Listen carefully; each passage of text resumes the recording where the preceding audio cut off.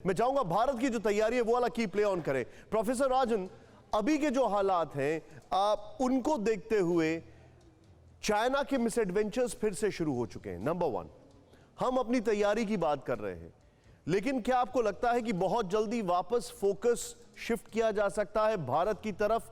LAC फिर से volatile हो सकता है? और अफगानिस्तान के बाद जो मेरा बहुत बड़ा डाउट है, क्या एलएसी और एलओसी दोनों वोलेटाइल हो सकते हैं? बहुत ही बढ़िया सवाल है ये Nishant, thank you so much.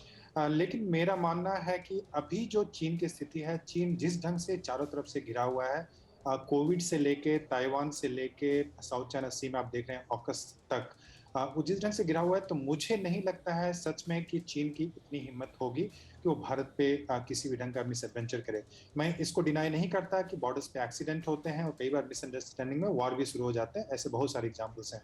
लेकिन इसके बावजूद आप ये मान के चलें कि भारत और चीन की सीमा पे अगर आर्मी की बात करें, देखिए पूरे वर्ल्ड में यही एक जगह है जहाँ पे चीन की सेना और दूसरी सेना के बिल्कुल आमने सामने है। ऐसा चीन का कोई दूसरा बॉर्डर नहीं है जहाँ पे बिल्कुल दोनों सेना आमने सामने हो। और चीन रुका हुआ है, उसका कारण है, चीन कोई हमें चैरिटी नहीं कर रहा है। चीन रुका हुआ है, उसको जानता है कि जो भारत और चीन की जहां तक आर्मी पावर की बात है, वहां पे एसिमेट्री नहीं है। इकोनॉमिकली भले ही हम उससे पीछे हैं, लेकिन जहां तक आर्मी की बात है तो हम बहुत पावरफुल है और चीन जानता है इस चीज को।